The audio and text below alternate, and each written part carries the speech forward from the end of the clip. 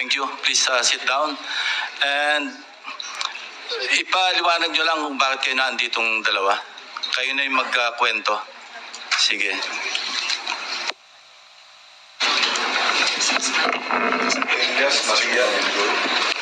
Good afternoon po. But we have their real names. Nandiyan naman sa invitation. Thank you.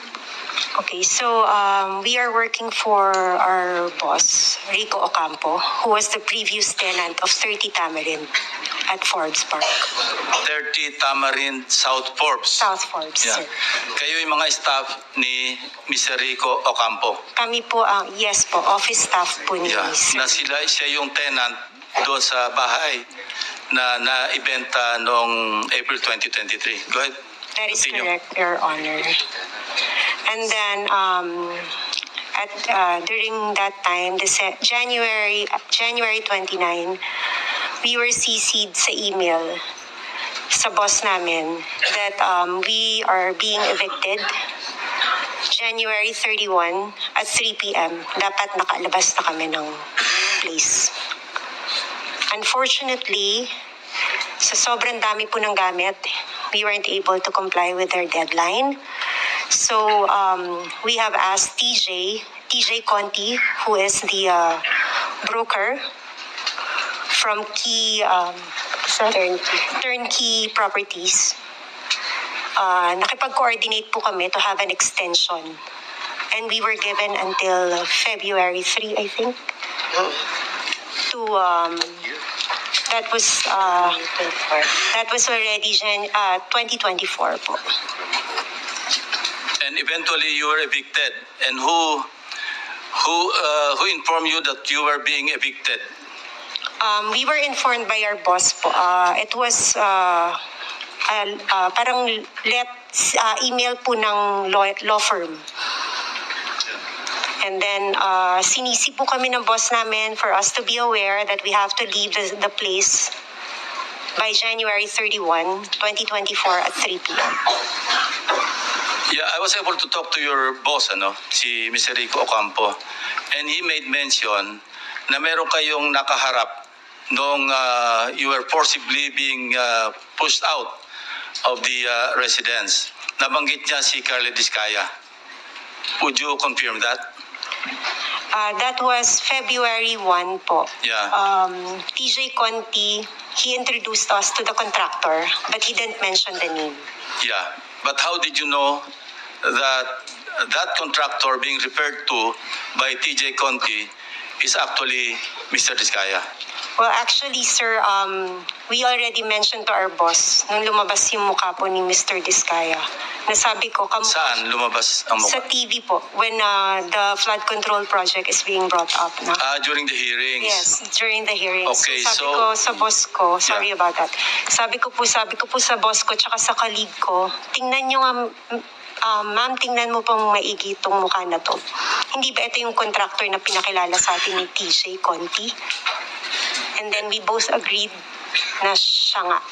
And he was physically there. He was physically there. How long did you talk to Mr. Discaya? It's less than 5 minutes po, pero kasi natandaan namin siya because he was the one manning the people na sinabihan pa na tulungan kami para mapabilis yung pag-move out namin. Kindly narrate the conversation that took place between you and Mr. Discaya at that point in time. Okay, during February 1 po, it was just a short introduction by TJ Conti.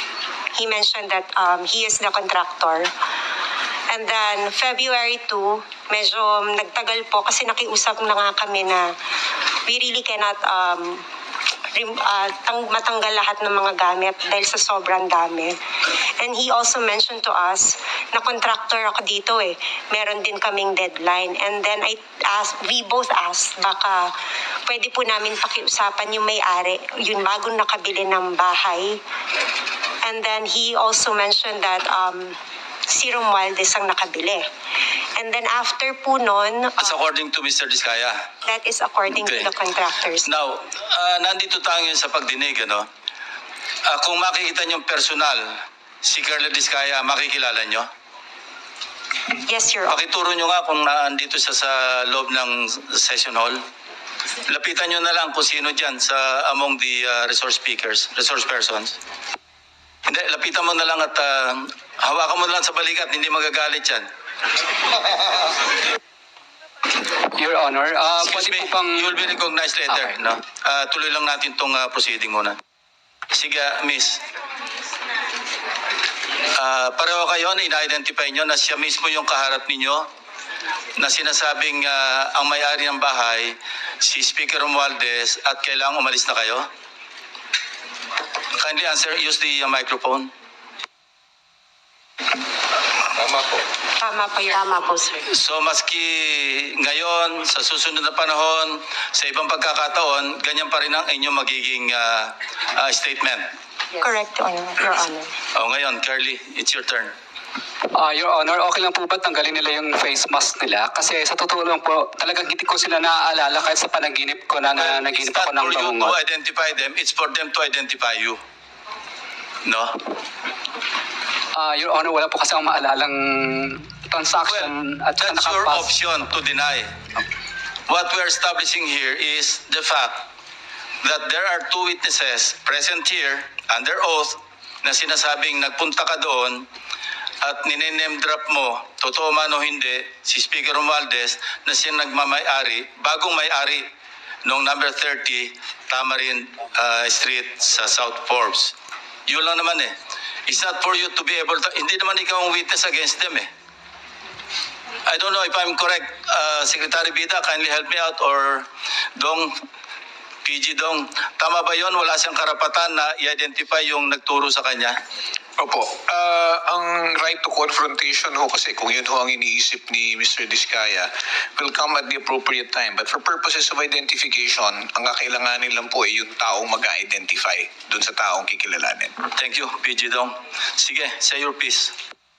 Your Honor, gusto ko po sanang ma-identify po muna yung dalawang nagtuturo sa akin kasi kahit ni minsan po, hindi pa po ako nakakapasok sa South Forbes Park. Hindi ko pa nga alam kung ano mga uri ng mga bahay meron doon. So, malabong-malabo po talaga at wala po akong inuutusan na kahit sinong broker kasi takot po akong bumili sa mga lugar na yun. Ang kaya ko lang bilhin po ng mga lupa sa lugar lang po ng mga Pasig na hindi ganun kamahal ang presyo ng lupa.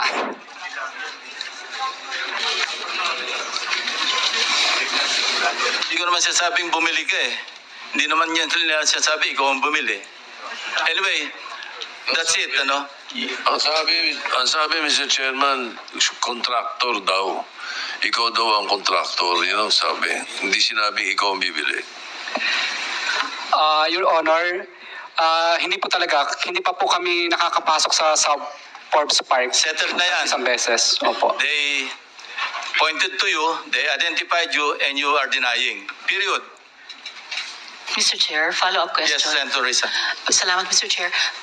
Miss, yung mas malayo sa akin, may nabanggit kayong law firm na kasama nung pagpapaalis sa inyo at pagpasok ng bagong may-ari. Aling law firm po iyon for the record? Let me just check po my email, Your Honor. Tapos pakisabi na lang sa aming komite through the chair para lang mabuo namin yung sinasabi For that niyong matter, kwento. kung alam Yes, nyo Mr. rin, ang sinasabing si Speaker, pero si Speaker ba ang nasa deed of absolute sale? Kung hindi, sino? Kung alam ninyo. It's Golden Peasant po. Golden Peasant Holding Corporation, di ba? That is. Na ang major stockholder, isa nagangalang Paras. Hindi ko lang po sigurado. Yes. But for the law firm, it's Ocampo Manalo Valdez Lim.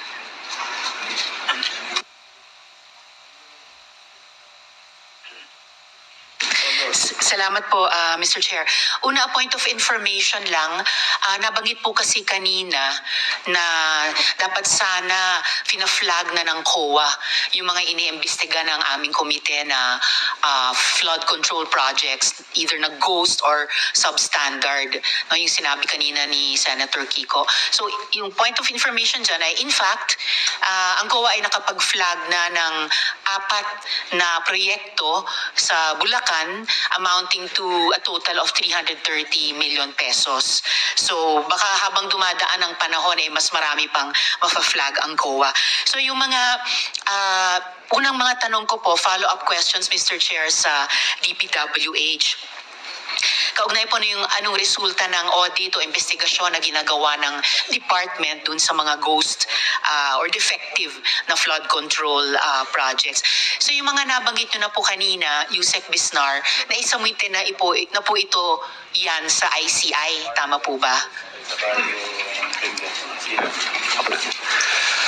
Your Honor, after po nung technical inspection and assessment, meron pong internal audit within DPWH. Ito naman po more of yung mga documents and payment billings ang titingnan. After nito po, saka po ipapadala sa ICI, Your Honor. Okay po. So hindi pa po. May time frame po ba kayo para mag-submit sa commission? We will do it as much as possible because ang figure po na pinag-uusapan is around 292. 292 projects. Out of the 337, Your Honor. Opo. And within this month po ba yon or within the first quarter of the year? Ano po yung horizon na tinitignan nyo to submit to ICI? Within first quarter po. First quarter. Your Honor, what we'll do is kung ano po yung matapos, Yes. submit na po kami kagad sa ICI. Hindi na po namin hihintayin matapos po lahat. Opo. So we will submit as as IAS is finished. So pwede pong batch by batch. Yes, Your sunod-sunod. Honor. And then sa ombudsman, within the first quarter din po ba kayo magsasubmit or mas maaga or mas late pa doon? Your Honor, yung ICI po ang magre-refer po sa ombudsman. Alright, salamat po, Yusek. And ilan po yung dapat maasahan ng publiko? Yung mga nanonood nitong hearing, yung mga nagalit, yung mga umasa, yung mga nagrally, yung mga nagsumbong, both sa Senate Blue Ribbon at saka sa executive.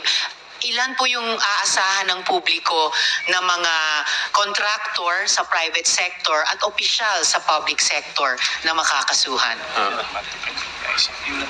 Your Honor, kasi po gaya po nitong 416 na ito na nai-announce pero hindi pa po tapos yung technical inspection and assessment at saka po yung internal audit.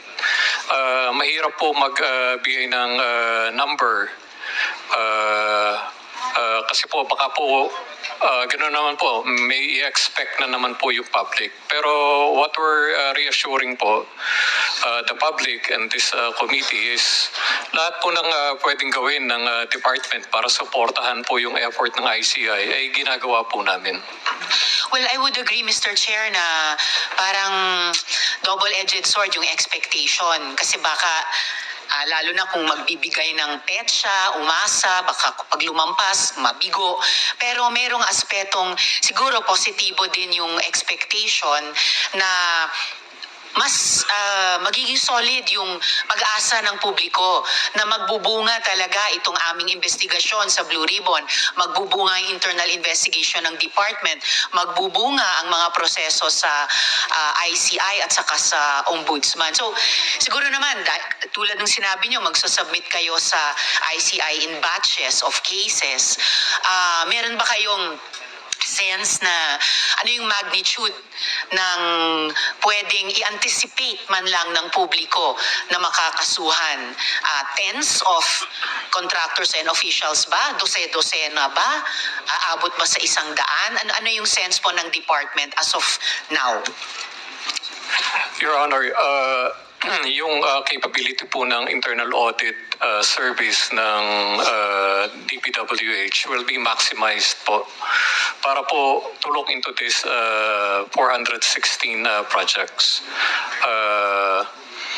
In fact po, meron pong effort na mag-hire nga po ng additional accountants and even engineers for yung quality assurance unit. And auditors po? Opo, auditors and accountants. Para po mas mapabilis po itong process natin. And sa ngayon po, sa mga proyektong at least na kompleto nyo na yung internal audit, ilan na ang maaasahan ng publiko na either na posibleng makasuhan bunga nitong internal audit at investigasyon ng department? I cannot give an exact figure, Your Honor. The range But we will submit a report on this matter para po mas accurate po yung maibigay namin na data. magsasabay po kayo sa aming komite. Yes, Your Honor. Mga kailan po matatanggap ng aming chair within the week. yung report ng department? Within the month, Your Honor. Within this month. Okay. Yes. Salamat po, Yusek. Tapos, follow up sa ilang naunang interpelasyon na. Itong pinag-usapan at iniintindi naming coordinates, magkakaibang klaseng mga coordinates. Anong epekto ng balitang hindi tama ang coordinates na ginamit sa pagtunto ng mga posibleng ghost at saka substandard projects? Ano yung naramdaman ng department na epekto ng ganon? Una po, dahil po mali yung location coordinates na ibinigay at ginamit ng mga nag-validate. Siyempre po, yung ang effect po noon is na mislead po sila into the wrong locations eh.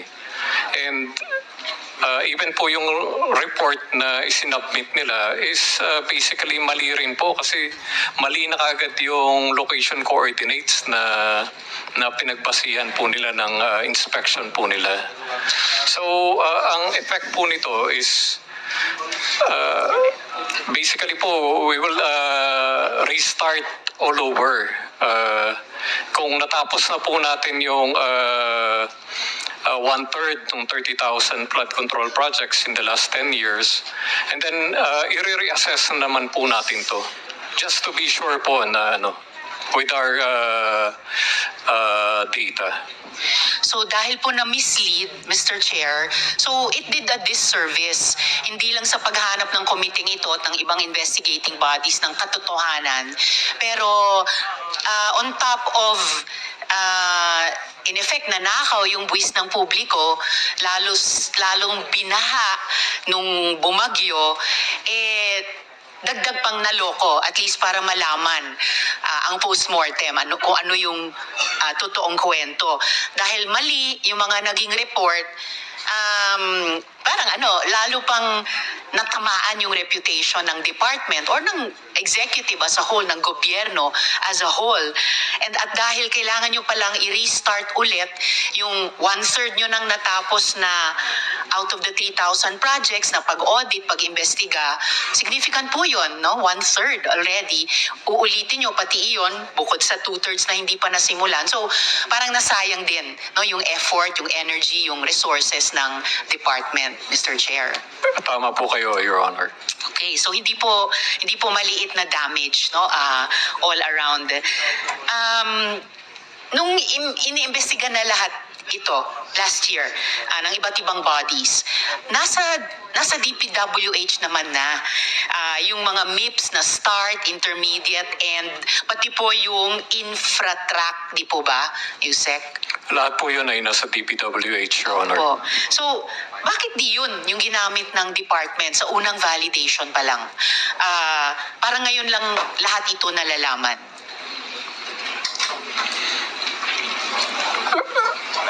Sige. Yes, Madam Mr. Chair, Yusek Bernabe. Yes, ma'am. Because I think nung initially po, nagbuo nga po ng team itong ICI composed of the AFP, PNP, and DepDev. And they relied on the coordinates dun po sa Sumbong sa Pangulo. So they followed that Sumbong sa Pangulo coordinates, which is the MIPS coordinates. I see. So Opo. pati yung AFP at PNP na mislead sa simula, pati sila na mali sa report dahil dito. Yun po yung kanilang pinuntahan po, yung MIPS Yes. coordinates po. Bale po, the DPWH is also coordinating with ICI to give technical support. Pero po ito pong 421 talaga ay sa ICI po ito na task and And pati po yung AFP at PNP, dagdag sa marami na nilang trabaho, kailangan nilang sumama ulit sa DPWH, ulitin yung pag-audit, investigate sa mga 1/3 of the total number of projects. possibly po. possibly. So pati po sila nabanatan. Yes, Mr. Chair. Mr. Chairman, just one quick Pangilinan. interjection. During the hearing of the Committee on Justice of the Senate, the ICI, the chairperson, as well as secretaries Babes, mentioned that there were 400 plus ghost projects. So you're saying that the ICI was also misled based on the wrong information.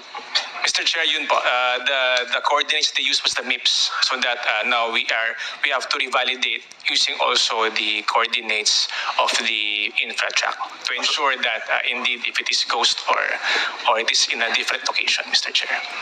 Which black eye ang nangyari pati sa ICI bilang investigative body dahil mali ang mga coordinates na ginamit at sinasabing 400 ang ghost project na mukha hindi pala tama at ngayon muli ninyong binubusisi. That is correct, Mr. Chair. Thank you, Senator. Salamat, Senator Kiko. So talagang, and of course, kung ganyang karami o lahat halos ng mga investigating bodies ay minimislead, malamang ibig sabihin may pinagtatakpan talaga, no? Sa buong prosesong ito. I really, Mr. Chair, I really can't help feeling na may hindi nag-a-add up.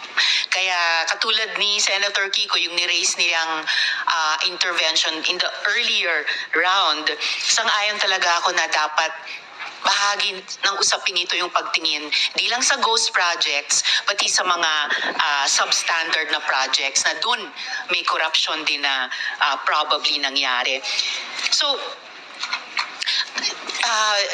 follow up ko naman po sa Department of Justice. So will it Yusek Mark, okay. So I'll continue to ask the questions of the department kay ating Prosecutor General Fadulyon. Ano naman pong epekto nitong issue din, yung sa coordinates, sa mga kasong isasampa dun sa mga suspected na corrupt? Well, sa ngayon po, Mr. Chair, as far as the cases that we have already and we are conducting investigations, hindi naman po siya maapektuhan, no? Pero in a way, it would have made things a bit faster. Kasi ang mangyayari ho niyan, ito hong mga cases na inimbestigahan ng department is the product of the work of law enforcement pertaining to the NBI. So sila po yung talagang pumunta doon sa site at chinek at binalidate isa-isa kung talaga pong ghost projects ito o hindi. But I guess with the data and information coming from the DPWH, which would be more accurate, then it would facilitate and make the investigations and the gathering of evidence faster. Pero sa ngayon po naman, based on the cases that were referred to us by the NBI, gumagalaw siya kasi hindi naman po siya dependent doon sa data na nakala po doon, yung binabanggit po ngayon ng DPWH. Okay. So, para hindi rin ma-mislead pati yung NBI, and yung kasasabi nyo lang po, PG Fadulyon, assurance na may bahaging investigasyon led by the DOJ na hindi mamimislead nitong mga corrections na kailangan nating gawin sa mga datos na basehan ng mas technical siguro na investigasyon at auditing na pinamumunuan naman ng DPWH. Yes, Mr. Chair, Madam Senator. Kasi po ang mangyayari ngayon yan is yung binabanggit nga po ng DPWH, the submissions that they have of whatever data they gather is brought to the ICI. And then any investigation that the ICI sees is needed or may be conducted is referred to the Office of the Ombudsman. The Department of Justice po, gumagalaw po siya ng sarili niya. In coordination, we still coordinate with the ICI and with the Office of the Ombudsman. Pero ito po mga kaso na ginagawa po natin at iniimbestigahan po natin ay batay po sa pagsusuri na ginagawa ng NBI upon the directive of the DOJ po. So in a way po, dalawang parallel Yes. na fact-finding or investigation or auditing. Opo, at dagdag ko na lang po na syempre kung ano po yung naimbestigahan namin since kino-coordinate namin sa ICI at sa DPWH, nakakabawas na po yun dun sa datos na kailangan pa nating ituring na ghost projects kasi at least ito po ay may mga kaso na pong gumagalaw. Okay, salamat po, PG Fadulyon. Again, that's reassuring para marinig ng ating publiko na kahit Kahit minsan parang one step backward or may pag-uulit, may pag-retrace ng steps na kailangan mangyari. Meron din namang 1 or 2 steps forward. And yung pong timetable ng NBI at saka ng DOJ ba, medyo ka-pacing nung sa DPWH, ICI, Ombudsman na within some makukompleto na by the end of this month, or some or most or all within the first quarter? Meron na rin po ba kayong parang first batch na mga cases na medyo mahihinog na at magbubunga na ng some kind of resolution para sa ating publiko? Mr. Chair, for the information of the body, as mentioned by the Secretary po, we already referred 2 cases to the Office of the Ombudsman which have been filed with the Sandigan Bayan. These are 2 cases for malversation of public funds, and there are 3 cases. This also involves yung ghost projects, no, involving yung Sims Construction in Bulacan. These 3 cases are also due for resolution. The resolution will be out anytime within the week po. No? So there are a total of 5 cases.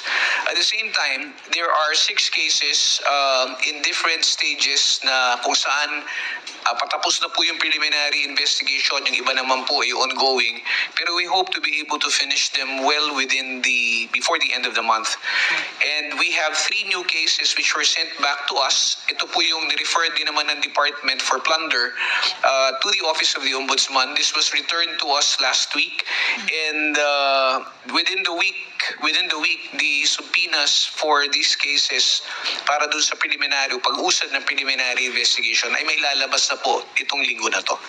Salamat, PG. So again, maaasahan ng publiko natin na may mga significant na hakbang pasulong by, sabi nyo, yung iba by the end of the week, yung iba naman by the end of the month. So mga konkretong hakbang forward na pwede pong subaybayan ng ating mga kababayan. Okay, salamat po.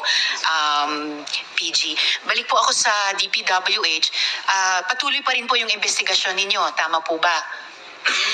That is correct, Madam Chair. Apo, kasi nga sabi nyo batches by batches hanggang matapos yung audit at investigation sa lahat ng mga suspected na ghost or substandard projects. So ano pong ginagawa ng DPWH para ingatan yung budget ng inyong department at siguraduhin hindi na or in large The past week nung nangyari po yung incident, and they are working closely with the BFP to determine the cause of the fire, Madam Chair. may initial na po bang lumalabas na possible causes of that fire? Wala pa po, Madam Chair. Wala pa rin. Eh di ba last year may nasunog na rin na isa pang DPWH office? Hindi ako nagkakamali doon sa Quezon City. Yes dito po, sa yun Metro po yung Manila. So, Bureau of Research and Standards. yes Madam po. So, Chair. bakit hindi po tayo mas nag-ingat pagkatapos? Kasi sa halip na mapigilang maulit ang isang Quezon City DPWH, naulit pa nga, DPWH Baguio naman. And these are 2 areas na lumalabas dito sa Blue Ribbon investigation namin, Mr. Chair. Yes, Madam Chair, kaya po patuloy po ang aming investigasyon to find out po ang actual cause. We don't want to speculate as of the moment, but at least po we can assure everyone that all the documents are accounted for and there are no sensitive documents that are affected. In fact, puro po itong mga lumang dokumento po. I can appreciate that po, Mr. Chair, pero of course hindi natin masisi yung publiko na mag-speculate nga. May mga precautionary measures ba na ginagawa ang department para wala nang sumunod pa na mga misteryosong pagsunog ng mga DPWH office, lalo na sa mga area na sumasailalim na sa magnifying glass ng Blue Ribbon at ng ibang investigating bodies? Well, Madam Chair, as of the moment po, at the very least when we came in, yun nga po, lahat po ng documents, we require them to be scanned and to have copies of. No? Of course, ito pong sunog, supposedly meron naman po tayong mga standards to avoid fire. However, of course, di pa namin maiwasan kung meron nga po mga ganitong insidente. So ang mga gawa lang po namin is to secure the documents, ensure that we have copies, and that all are accounted for in the event that meron pong ganitong mga mangyayaring insidente. Okay, salamat po, Mr. Chair. Of course, never naman na walang magagawa ang department para maiwasan o mapigilan ito. So I hope that the department will continue to be proactive, preserve the records kasi hindi lang siya of public value at ordinary times pero lalo na ngayon na talagang bunga nung sumabog na issue ng flood control and other projects, scandals na di pa nga tayong lahat tapos na mag-imbestiga. Gusto nating ibalik yung tiwala ng publiko sa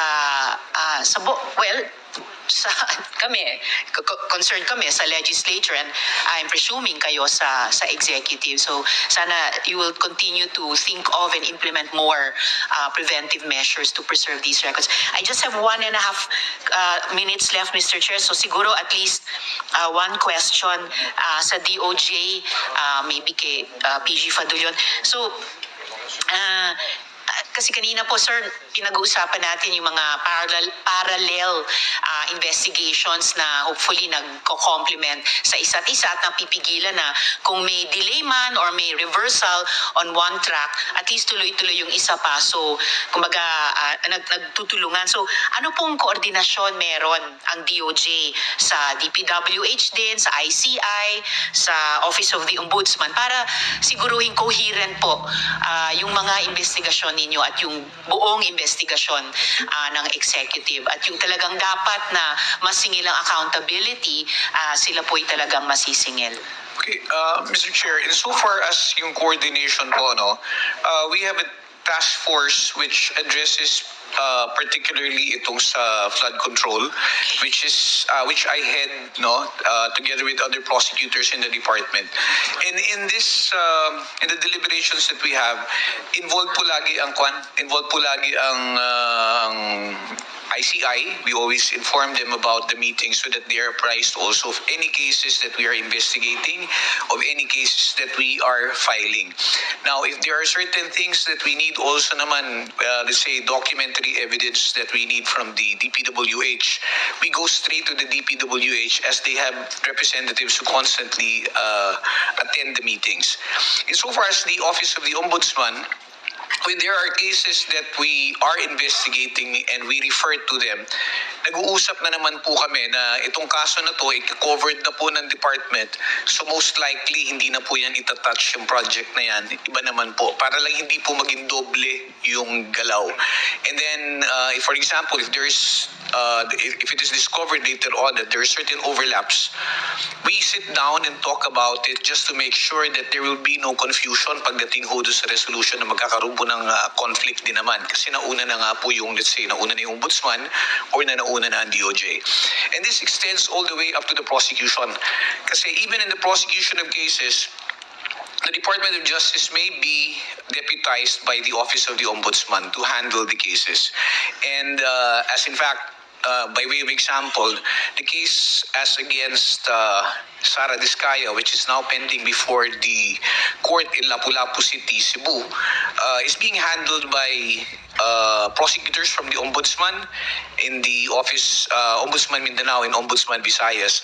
But the Department of Justice prosecutors are also there to provide assistance or to collaborate with the lawyers of the Office of the Ombudsman, just to make sure that we're on the same page po. So, yun pala, may maibibigay ba kayong status nung proseso laban kay Sara Diskaya dito sa aming komite? Well, what we know, Mr. Chair, is that there were hearings that were already conducted and that there were certain incidents that were raised also. Among them was to have to question the authority of the court that issued the warrant, saying that the court did not have jurisdiction to issue the warrant of arrest. But I think that was also addressed considering the fact that the transfer of the case, the case was initially filed in Davao, but because of the creation of the Supreme Court of Anti-Corruption Courts, designating Lapu-Lapu City and Dumaguete, doon kaya po nailipat doon. So I think that issue was also resolved. There was also a request which was made by the accused in that case to have the case remanded or transferred back to Davao, but which the court also denied in an order that it issued late last week. So sa ngayon po, hindi pa lang po namin, pinababantayan po namin ngayon dun sa prosecutors namin na makipag-coordinate po dun sa ombudsman prosecutors para sa mga susunod na hakbang na mangyayari kung kailan po matutuloy yung arraignment and how the other incidents are being resolved po. And correct me if I'm wrong, PG, Ms. Diskaya actually surrendered, ano po? Even before the warrant was issued. Tama po ba yan?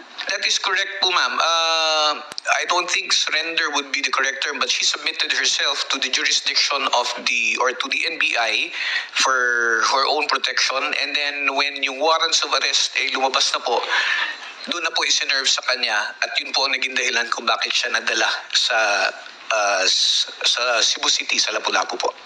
I stand corrected. Salamat para dun sa correction. You mentioned, sir, for her own protection. Anong ibig niyong sabihin doon? Well, yun po ang binigay na dahilan kasi tinatanong po namin yung NBI noon, what is she surrendering for when there were no cases yet? No? So, I think yun yung binigay na dahilan sa amin for parang protective custody. Okay, so hindi mo naman pwedeng tanggihan po kung humihingi ng protective custody yung tao. Kaya lang po, nung dumating na sa punto na ilalabas na nga po yung, o lumabas na nga po yung warrant, wala rin naman pong gawa ang ating mga taga-NBI kung hindi ipatupad yung warrant at iserve sa kanya. Salamat, sir. Well, for my last quarter minute or so, kahit masakit marinig ng lahat ng mga sektor na iniimbestiga ng aming komite or lumabas sa mga testimonies ng mga resource persons, pwede niyo po bang kaming bigyan ng rundown ng mga kinasuhan na at mga posibleng makasuhan halimbawa sa susunod na linggo? You may respond and incidentally, yung time nyo expired Yes, na. thank you, Mr. Chair. I can Answer. reserve thank you, Mr. Chair. If, Mr. Chair, if you will allow, I can just submit the list to the good senator, just so that all the names of those who have been charged, who are under investigation, and who will be the subject of preliminary investigations will be brought to your attention po. Please do so to our chair for the whole committee. Salamat po, PG. Yes. Salamat, Mr. Chairman. Thank you, Senator Risa. The next in line is Senator Dante Marcoleta.